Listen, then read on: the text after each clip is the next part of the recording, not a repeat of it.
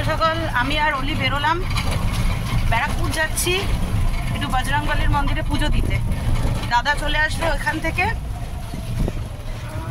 প্রচণ্ড তাড়াহুড়োর মধ্যে বেরিয়েছি সকালবেলাতে, আমি ব্লগ করার টাইমই পাইনি একদম। এইবার বাড়ি এসে থেকে বৃষ্টি যেন পেছনই ছাড়ছে না। যবে থেকে এসেছি তবে থেকে কখনো জোরে বৃষ্টি পড়ছে, কখনো আস্তে বৃষ্টি পড়ছে। এত বাজে ওয়েদার, কি বলবো। চলুন, কথা বলতে বলতে ট্রেন ঢুকে গেছে। ট্রেনে উঠেই তো কোনো রকমের ঠেসে ঠুসে একটা জায়গা নিজে পেয়েছি, আরেকটা জায়গা অলিরানিকে দিয়েছি। দিয়ে ট্রেনের অবস্থা দেখুন, বিভৎস ভিড়। সকালের ট্রেন তো, ভিড় ট্রেনে গুতোগুতি করা আর ভিডিও করা দুটোই খুব চাপের ব্যাপার। তো ওই জন্য আর ভিডিও আর কিছুই করিনি, নেমে গেছি। আর অলিরানি ধাক্কাধাক্কি খাওয়াতে অলিরানির মুড অফ হয়ে গেছে। যাই হোক, চলুন, দাদা এসে গেছে। 1 নম্বর প্ল্যাটফর্মে যাব, ওইখানেই বজরংবলীর মন্দির। ওই যে দাদা এসে গেছে।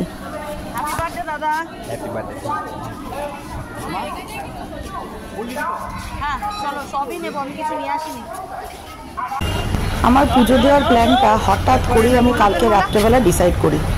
তো ওই জন্য প্রথমে ভেবেছিলাম যে চাকদা থেকে ফুল টুলগুলো কিনে নিয়ে আসবো, কিন্তু আমাদের অন্ডালে বজরংবলীকে সব রকমেরই ফুল দেয়। কিন্তু এখানে আবার দাদা বললো যে রজনীগন্ধা দেয়, তো আমি রজনীগন্ধাই নিলাম। রজনীগন্ধা নেওয়ার পরে আবার যখন ডালা নিতে গেছি তখন আবার দেখি ওখানে তুলসীর মালা বিক্রি করছে। তো ওইখান থেকে আবার বললো যে তুলসীর মালাটাই মেন, রজনীগন্ধা সবাই শখে দেয়। তো আমার যেহেতু মালা কেনা হয়ে গেছিলো, তো আমি ওই রজনীগন্ধাই দিলাম। আর বজরংবলীকে বললাম যদি আবার কখনো আসতে পারি তাহলে তখন আবার অবশ্যই তুলসীর মালা দিয়ে তোমার পুজো দেবো। যাই হোক, তো আমার এদিকে ফুল কেনা টেনা হয়ে গেল। চলুন পুজোটা দিয়ে আসি এবার গিয়ে।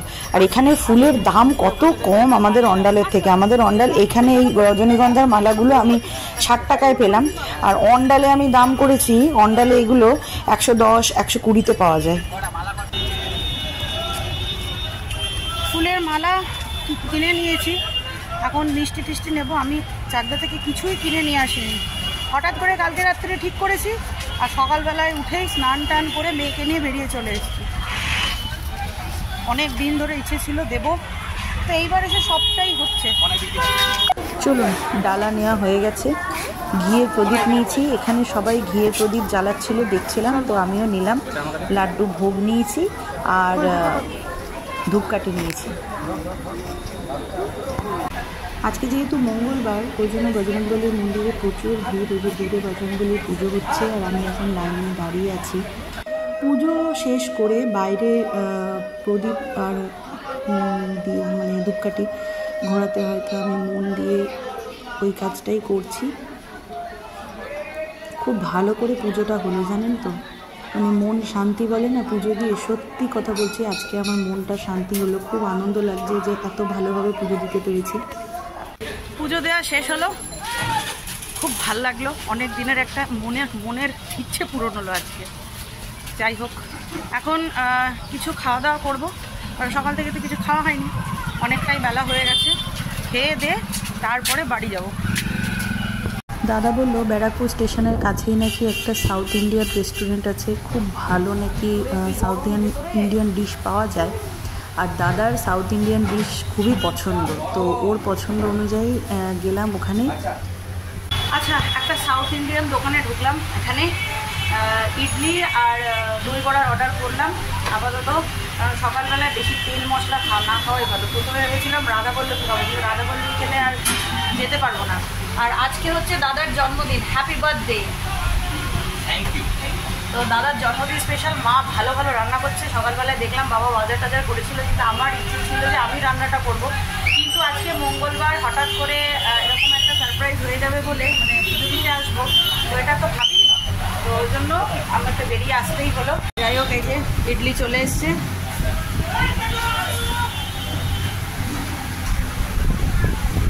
দেখা যাক, আমি তো সবসময় অন্ডালেরই খাই, দেখা যাক কীরকম খেতে।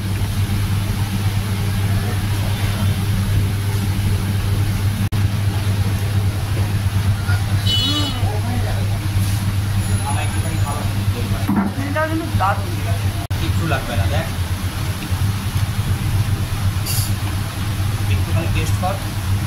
না ভালো লাগছে দেখ, নরম আছে, ভালো খেতে হলি। নরম আছে, নরম। ওর ইচ্ছেই নেই এগুলো খাবার, দেখা যাক এটা কীরকম খেতে। একটা খা। ঠিক আছে, দুধ পরোটা আমার খুব একটা ভালো লাগে না। আচ্ছা, ওলি যেহেতু এখানে কিছুই খায়নি, ওর লস্যি খাবে বললো, তো ওর জন্য লস্যি অর্ডার দিলাম। ও ম্যাঙ্গো লস্যি খাবে। ওলি মনোযোগ সব খেতে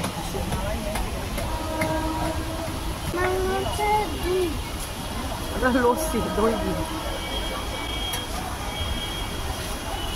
আমি ভাবছি দুধ দিয়ে তৈরি হচ্ছে।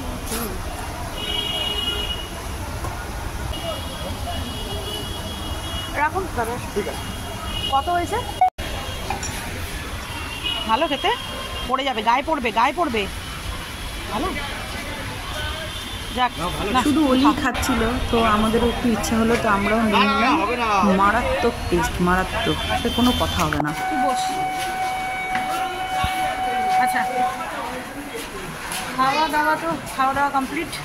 এখন ট্রেনের জন্য দাঁড়ালাম স্টেশনে। পথের যুদ্ধ শেষ করে চাকদা নেমেছি। দাদার জন্মদিনের কেকটা নেব, প্লাস সোমাপাল একটা জিনিস নিতে দিয়েছে, তার একটা ক্রিম শেষ হয়ে গেছে, তো ক্রিমটাও নেব মায়ের জন্য। ওটা নিয়ে দেন বাড়ি যাব। দুপুরের চাকদা বাজার পুরো ফাঁকা। এই গলিতে তো বাবার দোকান চলে গেল। কে বলবে যখন দোকানপাটগুলো খোলা থাকে, মানে সকালের দিকে বলুন, সন্ধ্যের পরের দিকে বলুন, পুরো গিজগিজ করে লোকজন। বিয়ের মিষ্টি দাদা, বিয়ের পেজ্জাপতি, 5 রকমের মিষ্টি পছন্দ করো, কি কি মিষ্টি খাবে? সব মিষ্টি ভালো। সব মিষ্টি খাও। দাদা মোটামুটি সব রকম মিষ্টি খায়, কিন্তু আমি পছন্দ করে করে নিলাম ক্ষীরের মিষ্টিগুলো, কারণ দাদা মিষ্টি খেতে খুব একটা পছন্দ করে না, মানে দিয়ে দিলে খেয়ে নিলে এরকম একটা ব্যাপার। কিন্তু আমি মিষ্টি খেতে আমরা নিজেও পছন্দ করি না, কিন্তু ক্ষীরের মিষ্টি আমাদের চাকদায় না দারুণ দারুণ এক একটা মিষ্টি, যেটা আমি অন্ডালে খুবই মিস করি। তো এমনিতে তো মিষ্টি সচরাচর আমার খাওয়া, আমি খাই না, কিন্তু ক্ষীরের মিষ্টিগুলো দেখে কেমন জানি না একটা লোভ লাগলো, তো ওই জন্য সব মানে ক্ষীরের যতগুলো মিষ্টি ছিল 5 রকমের সবকটাই নিয়েছি। নিয়ে চলে এসেছি হচ্ছে মা যেটা বলেছিল কেয়াশিদের একটা অ্যান্টি স্টপেজ ক্রিম নিতে, তো সেইটাও নিলাম। আর এখানে না দারুণ দারুণ কালেকশানের লিপস্টিকগুলো ছিল, তো ওগুলো একটু দেখলাম, নিলাম না, পরে দেখবো বলে বেরিয়ে চলে এসেছি। মোটামুটি সমস্ত কিছুই নেওয়া কমপ্লিট। আর দাদার জন্য একটা কেক নেব, তো ওকে বলেছি ভ্যান দেখতে, এটা পুরো সারপ্রাইজ, ও জানে না। ওকে বললাম ভ্যান দেখতে, এই সুযোগে আমি একটা কেক পছন্দ করি, ব্ল্যাক ফরেস্ট দাদার খুব পছন্দের, তো ওই জন্য ব্ল্যাক ফরেস্টই নিলাম। হ্যাঁ, খাবার থালা মা বেড়ে দিয়েছে। আজকে সারা দিন ধরে মা দাদার জন্য কি কি রান্না করেছে একবার দেখিয়ে দিই। এখানে ঘি, এটা 5 রকম ভাজা, কাঁকরোল ভাজা, আলু ভাজা, মাছ ভাজা, মাছের ডিমের বড়া, পটল ভাজা, ভেন্ডি ভাজা। আর এখানে হচ্ছে এটা হচ্ছে ছ্যাঁচড়া, মানে আমাদের বাড়িতে সবাই ছ্যাঁচড়াটা খেতে খুব পছন্দ করে, মানে পুঁই শাকের ছ্যাঁচড়া। এটা হচ্ছে ডাল, নর্মাল মুসুরির ডাল, পেঁয়াজ রসুন ছাড়া, একদম নর্মাল। বোয়াল মাছ খেতে দাদা খুব পছন্দ করে, বোয়াল মাছ। এটা হচ্ছে কাতলা, তো কাতলা মাছের কালিয়া খেতে দাদা খুব পছন্দ করে, কাতলা মাছের কালিয়া, দই, পায়েস, 5 রকমের মিষ্টি, আইসক্রিম, বাস। Good evening. তো আমি দুপুরে খেয়ে দিয়ে একটা ঘুম দিয়েছি। আসলে কী হয় জানো তো, রোদে ঘুরলে পারি আমার মাথার যন্ত্রণা হয়, মানে দুপুরে যদি আমি না ঘুমাই তাহলে আমাকে আর রাতের বেলায় দেখা যাবে না, মানে সন্ধ্যার পরের থেকে আমি আর থাকবোই না এই দুনিয়াতে। তো ওই জন্য জাস্ট ঘুম থেকে উঠলাম, আর এই যে মা সব অ্যারেঞ্জমেন্ট, মা আর অলি সাজানোর সব অ্যারেঞ্জমেন্ট করে দিয়েছে দাদাকে, দাদা বসেও গেছে, একটু পরে দাদা বেরিয়েও যাবে। দিনের বেলাতে কাজল লাগালে চোখের কী অবস্থা, এমনিতে কাজল লাগালেই চোখের খুব বিচ্ছিরি অবস্থা হয়ে যায়, যেন মনে আইসিইউ থেকে বেরিয়ে এসছে। যাই হোক, এখন কেক কাটার সময়, কেক কাটা হবে। এই যে আমার ফচকে মেয়ে,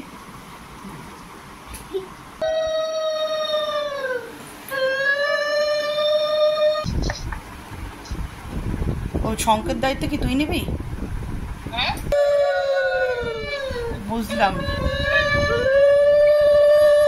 অলির মামাকে এখন পায়েস খাইয়ে দিচ্ছি। বিশাল ব্যাপার, এগুলো কাউকে জলে দিয়ে আসে।